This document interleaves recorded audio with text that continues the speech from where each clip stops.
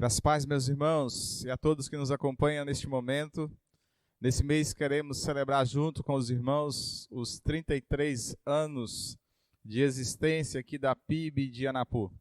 Louvamos a Deus e reconhecemos a sua bondade e fidelidade ao longo destes anos. Louvamos a Deus também a todos aqueles que fizeram e fazem parte da história que está sendo escrita dos brasileiros aqui nessa região.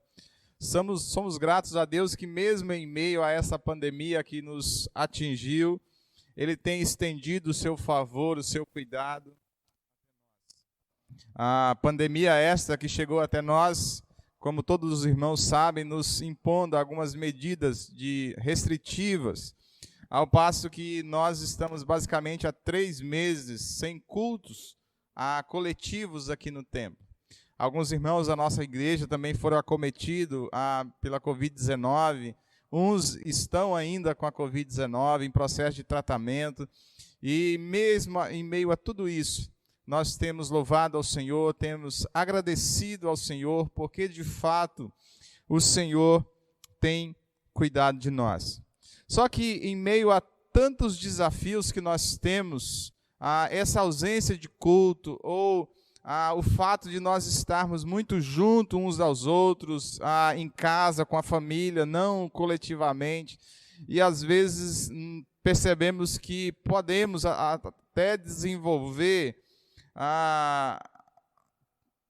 de certa forma, tristeza, de certa forma, uma angústia, e nós sintamos desencorajados em muitas situações. Bem da verdade, que podemos ficar desencorajados de muitas coisas. Não é só com a pandemia, não é só com as notícias do dia a dia que nos desencorajam, mas são N fatores que nos levam a ficar desencorajado. Tem um pastor chamado Garrett Kell, ele diz que vivemos num mundo danificado, onde tudo que nos chama ao egoísmo e ao desalento. O pecado rouba a nossa alegria, nossos corpos ficam debilitados, os nossos planos fracassam, os nossos sonhos morrem, a nossa determinação esmurece e a nossa perspectiva fica sombria. Quando o encorajamento está ausente da vida de uma igreja, as pessoas se sentem pouco queridas, sem importâncias, inúteis, esquecidas. Deus sabe que o seu povo necessita desse lembrete cheio de graça. Portanto, nos conclama que nos encorajamos mutuamente a cada dia até que o seu filho volte. O que, na verdade, nós podemos, em algum momento, todos nós sentirmos desencorajados por alguma questão, por algum problema que enfrentamos. Mas a pergunta que eu gostaria de fazer a você hoje é: você se sente desencorajado? Esse dia de hoje, o desânimo, essa questão de falta de coragem, falta de perspectiva da vida, se isso é uma realidade para você hoje, eu convido a você abrir a sua Bíblia para o texto de Hebreus, capítulo 10. Nós vamos fazer uma leitura nesse capítulo 10 de Hebreus, no versículo 19 até o versículo 25. Hebreus capítulo 10, verso 19 ao 25. O texto desse capítulo diz: Tendo, pois, irmãos, a intrepidez para entrar no Santo dos Santos pelo sangue de Jesus, pelo novo e vivo caminho que Ele nos consagrou pelo véu, isto é, pela sua carne, e tendo grande sacerdote sobre a casa de Deus, aproximemo-nos com sincero coração, em plena certeza de fé, tendo o coração purificado da má consciência e lavado o corpo com água pura. Guardemos firme a confissão da esperança sem vacilar, pois quem fez a promessa é fiel. Consideremo-nos também uns aos outros para nos estimularmos ao amor e às boas obras. Não deixemos de congregar-nos, como é costume de alguns, antes façamos admoestações, e tanto mais quanto vedes que o dia se aproxima. Vamos orar ao Senhor, pedindo ao Senhor que traga luz ao nosso coração, à nossa mente, para que compreendamos as verdades do Evangelho. Senhor nosso Deus e nosso Pai, ó Deus, a Tua palavra foi lida, nós carecemos, ó Deus, da iluminação do Espírito do Senhor para nos trazer à nossa mente a iluminação correta, o entendimento correto e a aplicação correta da Tua palavra aos nossos corações. Assim eu peço ao Senhor por nós, nos ajude, ó Deus, nesse momento, ao estudarmos a Tua palavra, que ela venha trazer, ó Deus, encorajamento à nossa alma, ao nosso coração, em nome de Jesus. Amém. Algumas questões que eu gostaria de abordar inicialmente com você. Um pastor chamado Oswaldo Carreiro, ele afirmou: encorajar é aconselhar. Aconselhar é encorajar. Essas duas coisas, elas andam juntas, elas estão juntas. Encorajamento, aconselhamento, eles são entrelaçados, eles fazem parte um do outro. Mas nós precisamos, de certa forma, definir o que não é encorajamento bíblico. Um escritor chamado Paul Tripp, ele alavanca alguns pontos que eu gostaria inicialmente de colocá-los para nós entendermos o que é o encorajamento bíblico e o que não é encorajamento bíblico. Paul Tripp, ele diz que encorajamento bíblico não é tentar fazer alguém se sentir emocionalmente melhor temporariamente. Noutras palavras, o que Paul Tripp está dizendo é: aconselhamento bíblico não é um preenchimento emocional ou do tanque emocional de uma pessoa. Por exemplo, ele usa algumas questões que podemos usar com outras pessoas que estão desencorajadas. Podemos chegar a alguém para tentar ajudar e dizer da seguinte forma: aguenta aí, você consegue, não é tão ruim quanto você pensa, você não é o único que enfrentou isso, vai ficar tudo bem, logo isso passa. O que ele quer dizer com essas declarações, ela não ser encorajamento, que ele basicamente ele diz: tudo isso que podemos afirmar a alguém pode oferecer um conforto momentâneo, mas nunca vai levar a mudanças duradouras. Na melhor das hipóteses, você pode ver o humor das pessoas melhorar por um momento, apenas para desaparecê-lo ou vier a desaparecer quando eles enfrentarem dificuldade novamente. Então, aconselhamento não está ligado a esse preenchimento do tanque emocional de uma pessoa, porque isso ele sobe e desce com o passar dos tempos e das situações. Encorajamento também não é tentar explicar para a pessoa qual é o problema e por que isso está acontecendo. Às vezes a explicação ela pode ser útil, às vezes necessária, mas nem sempre consola. De fato, quanto mais precisa seja a sua avaliação, mais desencorajado pode ficar a outra pessoa. Mas o encorajamento bíblico, para ele ser bíblico, ele precisa apontar para Cristo. Ajudar pessoas a verem a Cristo com os olhos do coração, que leva a uma mudança duradoura. Em outras palavras, nós precisamos levar as pessoas a enxergar Cristo, aquilo que Cristo é, aquilo que Cristo é capaz de fazer por elas, e assim, quando elas conseguirem enxergar Cristo em meio aos desencorajamentos da vida, isso possa produzir mudanças de dentro para fora, e isso ser uma transformação completa e duradoura. O contexto dessa nossa passagem, nós vamos ver 3 encorajamentos que esse texto nos traz, mas nós vamos fazer uma ponderação dos versos 19, 20, 21, para nós pegarmos um pouco do contexto desse encorajamento que eu gostaria de passar para os irmãos hoje. E o texto nos diz, no versículo 19, ele começa: tendo, pois, irmãos. A expressão, pois, que o autor aos Hebreus usa, ela refere-se à sessão que precede aquilo que nós estamos falando, que era uma longa discussão sobre o sacrifício de Cristo, o único com validade eterna, e o perdão do pecado. Então, quando nós olhamos para esse contexto, desse pano de fundo do verso 19, 20 e 21, aquilo que precede esses versículos, o que está sendo contrastado aqui é a antiga aliança feita em Moisés, contrastada com a nova aliança em Cristo. E nós temos aqui na nova aliança algumas questões introdutórias importantes. O versículo 19 diz que nessa nova aliança nós temos a intrepidez para entrar no Santo dos Santos pelo sangue de Jesus.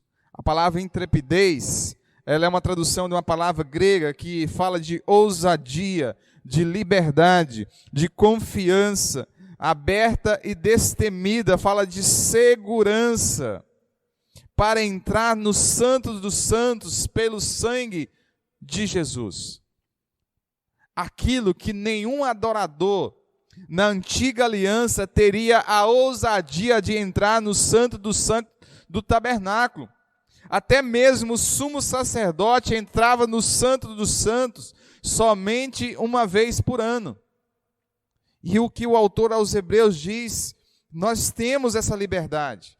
No dia da expiação, o sumo sacerdote não poderia entrar no Santo dos Santos sem o sangue do sacrifício. E é interessante pensar como representante do povo, o sumo sacerdote ele entrava na presença de Deus para aspergir o sangue sobre a Arca da Aliança, ou seja, mais especificamente sobre a tampa da Arca da Aliança, que era o propiciatório. Ele aspergia o sangue para a purificação dos pecados dele e da nação.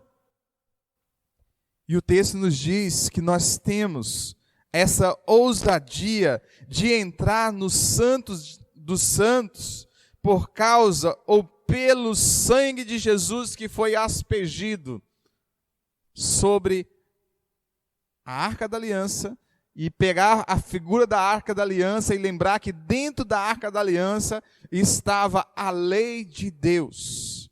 Cristo se interpôs entre a lei de Deus e os nossos pecados. A lei que nos condenava, o sangue de Jesus foi aspergido para que nós pudéssemos ser justificados dos nossos pecados. E o texto vai dizer no versículo 20 que esse caminho ele foi aberto ao Pai.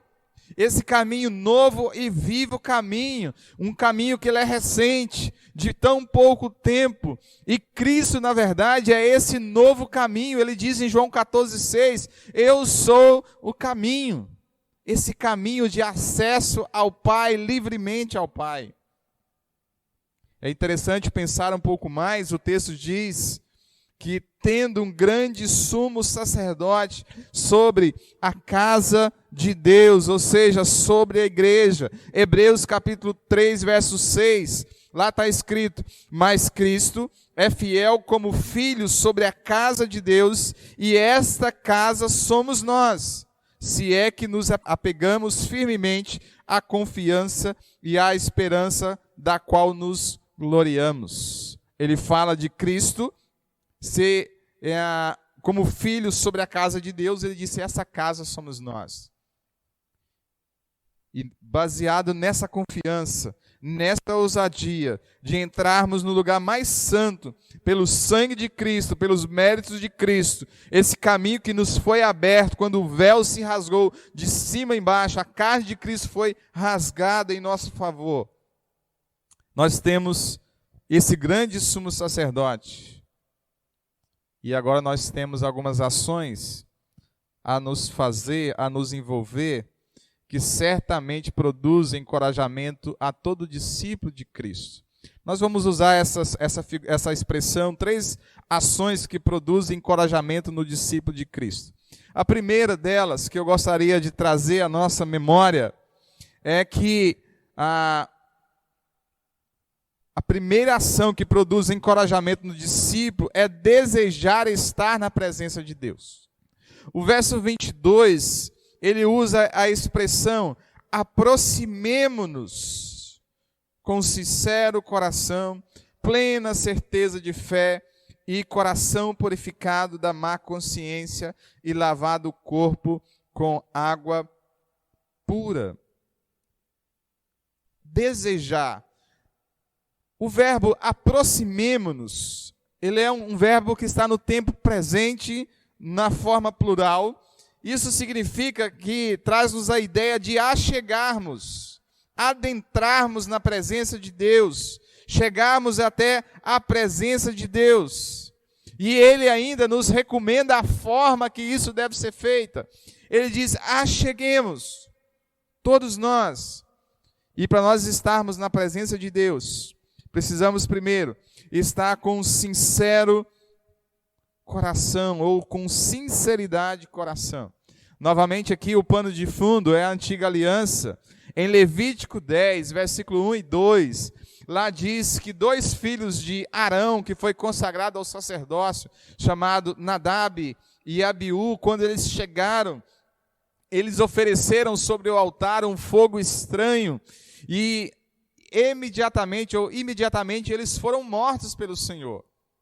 Posteriormente, no capítulo 16, nesse capítulo Deus vai falar especificamente sobre o dia da expiação. Esse dia que acontecia uma vez por ano, quando o sumo sacerdote ou o sacerdote apresentava um sacrifício pelo pecado da nação. Nesse dia, Arão deveria apresentar-se diante do Senhor de uma forma obedecendo a certos requisitos para ele ser aceito.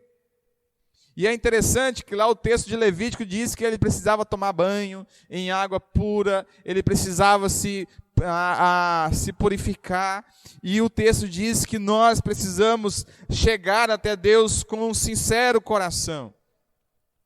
Isso fala-se de uma pessoa que é honesta, de uma pessoa genuína, comprometida, confiável, sem engano. E o coração fala da nossa expressão interior. Ou seja, nós precisamos chegar até Deus com a consciência pura. O nosso ser interior precisa estar puro, purificado pelo Senhor. E ele diz mais, em segundo lugar, ele diz que nós devemos chegar com plena certeza de fé, completa confiança, que não advém de nós mesmos, mas uma confiança baseada nos méritos de Cristo. E ele diz que esta confiança, ela está obtida, alicerçada na obra consumada de Cristo na cruz. E, em terceiro lugar, ele diz, essa consciência, tendo uma consciência purificada. Literalmente, um coração purificado, ou consciência purificada, ele usou um tempo perfeito para dizer aqui que de uma vez por todas, isso foi feito, porque o sangue de Jesus foi aspergido, foi, de certa forma, borrifado sobre a nossa vida. Isso nos traz alguns pensamentos, algumas implicações. Somos exortados a nos aproximar de Deus com o coração e com a alma purificada do pecado. Então, o que nós estamos vendo até agora? O primeiro incentivo que nós temos é que nós possamos chegar até Deus, desejar estar na presença de Deus. É a primeira ação que deve produzir em nosso coração encorajamento. É quando eu e você desejamos estar na presença de Deus. Uma segunda forma, ou uma segunda ação que deve produzir encorajamento no discípulo de Cristo, é quando ele deve agarrar com firmeza na esperança da vida eterna. E o versículo 23 fala sobre isso. Guardemos firmes a confissão da esperança, sem vacilar, porque quem fez a promessa é fiel. Isso nos traz algumas considerações que nós devemos pensar e considerar. Apeguemos-nos com firmeza na esperança da vida eterna. Apeguemos-nos traz a ideia de reter, de agarrar com firmeza a confissão da esperança, regozijo, expectativa confiante da eterna salvação. Sem vacilar, isso seja, inabalável. Pois quem fez a promessa é fiel. A promessa, a fidelidade aqui está em Deus e não em nós. E quem fez a promessa, ele é digno de confiança. Hebreus capítulo 6, verso 17 diz: querendo mostrar de forma bem clara a natureza imutável do seu propósito para os herdeiros da promessa, Deus o confirmou com juramento. Quem fez a promessa, ele é fiel e essa promessa está ratificada. Os leitores da epístola aos Hebreus, eles estavam sendo tentados a abandonar a sua profissão de fé em Jesus e voltar às prescrições antigas de culto judaico. E o autor aos Hebreus está voltando dizendo: olha, quem fez a promessa, ele é fiel. A terceira ação que produz encorajamento a nós, aos discípulos de Cristo, é considerar as necessidades do próximo. Olha o versículo 24. Consideremos-nos também uns aos outros para estimularmos ao amor e às boas obras. Considerar as necessidades do próximo. E o versículo 25, ele termina: não deixemos de congregar-nos, como é costume de alguns, antes façamos admoestações, tanto mais quando vedes que o dia do Senhor se aproxima. Considerarmos ou consideremos uns aos outros para nos encorajarmos às manifestações de amor fraternal e às boas obras. Estimular significa encorajar. Consideremos, presente, novamente, basicamente todos os verbos, aproximemos, guardemos e consideremos, estão no tempo presente e na forma plural. Uns aos outros, consideremos uns aos outros, ou seja, consideremos mutuamente, a estimularmos, a encorajarmos ao amor, esse amor ágape, esse amor fraternal, benevolente, as boas obras, ou seja, boas ações. Façamos admoestações, exortando, confortando, encorajando, ou seja, motivando, porque o dia do Senhor se aproxima. E o versículo 25, ele volta, nos dá esse apelo: não deixemos de nos reunirmos como igreja, segundo o costume de alguns, mas encorajemo-nos uns aos outros, ainda mais quando vocês veem que se aproxima o dia do Senhor. Gostaria de pensar à luz desses 3 ações que precisam estar presentes na nossa vida. Primeiro, desejar estarmos na presença do Senhor, guardarmos firmes a nossa confissão da nossa esperança em Cristo, a nossa esperança daquele grande dia, considerarmos uns aos outros. Isso nos traz algumas implicações. Primeiro, uma das primeiras indicações de falta de amor para com Deus e para com o próximo é ficar longe dos cultos de adoração.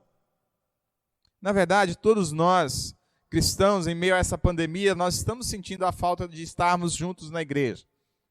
Só que pode ser que alguns de nós não tenhamos tanto essa falta, ou essa falta não está tão nítida no nosso coração.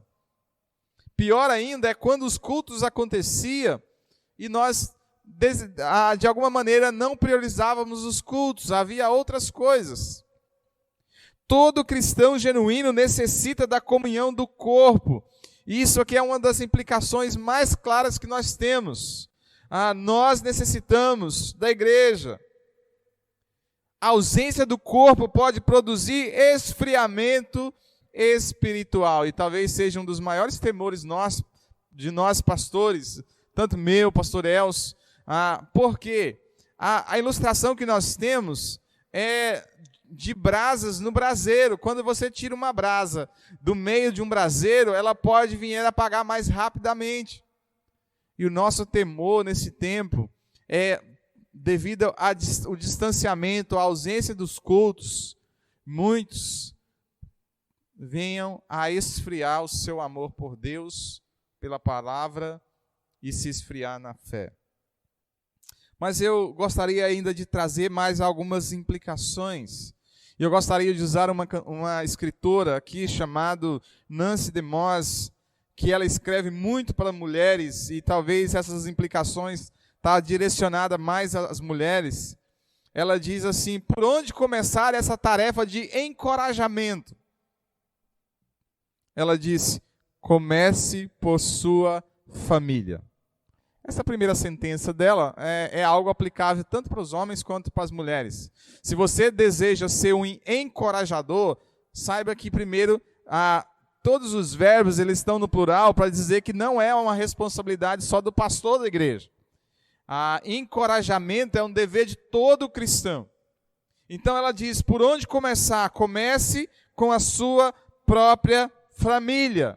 E ela continua dizendo: é hipocrisia nossa tentar encorajar qualquer outra pessoa no mundo, enquanto falhamos em encorajar aqueles que estão dentro das quatro paredes da nossa própria casa. Por onde começar?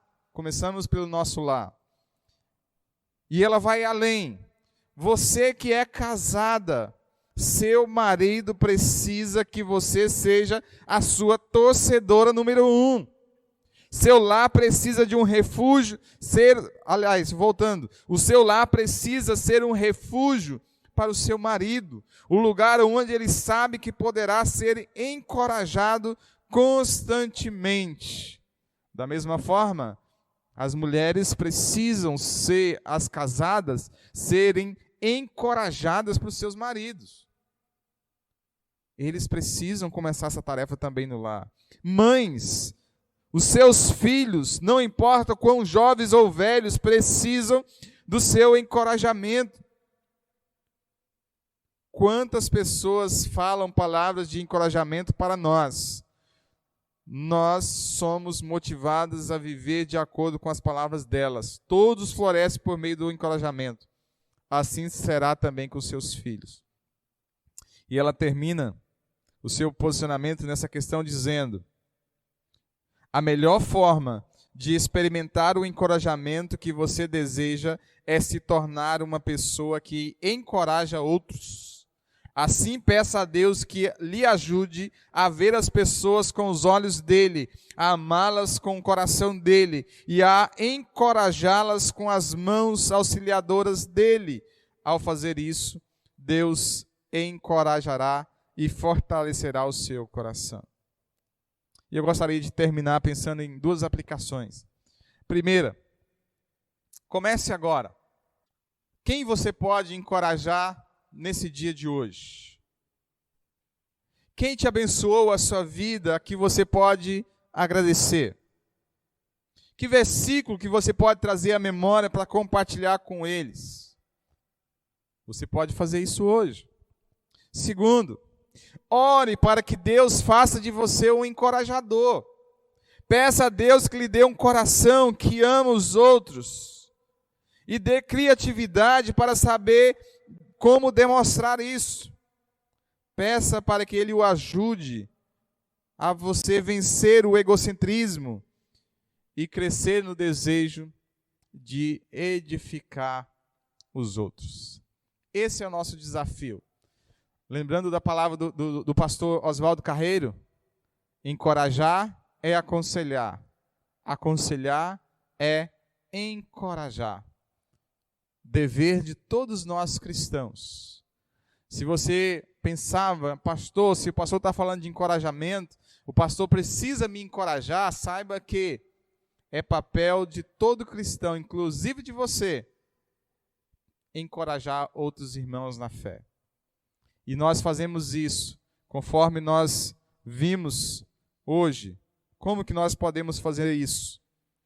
Aproximemos de Deus, se achegando até Deus com esse coração sincero, chegando até Deus da forma correta, aproximando de Deus, buscando a Deus com esse desejo de estarmos na presença do Senhor, desse desejo profundo de anelarmos pelo Senhor. Você pode fazer isso. Você também pode guardar essa firme confissão da esperança. Você precisa desejar, almejar a vida eterna, e tendo a plena certeza da vida eterna, daquilo que o Senhor tem para você, você precisa apegar a essas verdades, apegar com firmeza, agarrar com firmeza na esperança da vida eterna.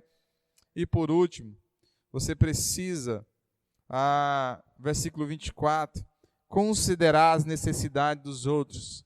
Nós não somos um fim em si mesmos, ou em nós mesmos. Nós precisamos pensar nos outros. Nós não somos como o Mar Morto, que só recebe água, só recebe e não produz vida. A vida não se resume em nós. E nós aprenderemos muito bem o encorajamento quando nós estendermos a nossa vida ao nosso próximo. Isso é essencial para nós. E meu desejo é que você cresça nessa disciplina espiritual. Aprenda a encorajar pessoas, a amar pessoas. E você vai fazer isso dessa forma que nós introduzimos esse assunto para você nesse dia. Vamos orar? Senhor, nosso Deus e nosso Pai, ó Deus, muitas coisas, como nós falamos, produzem desencorajamento em nós. Podemos ficar desencorajados por muitas coisas. Mas, Pai, quando nós desejamos entrar ou adentrar na Sua presença, quando nós temos uma expectativa viva da vida eterna em nós, quando nós amamos os nossos irmãos com amor benevolente, nós vamos, ó Deus, poder encorajar as pessoas a amarem o Senhor, a apegarem ao Senhor com firmeza. Não nos deixe, ó Pai, ser as pessoas pessimistas, as pessoas que desencorajam outros, mas que possamos produzir nos nossos irmãos o ânimo, o encorajamento necessário para que eles possam continuar a sua jornada com firmeza, com esperança e com alegria no coração. É o que eu te peço, ó Deus, em nome de Jesus. Amém. Que Deus te abençoe, meu irmão, e dê uma semana rica e abençoada pela graça de Deus, em nome de Jesus.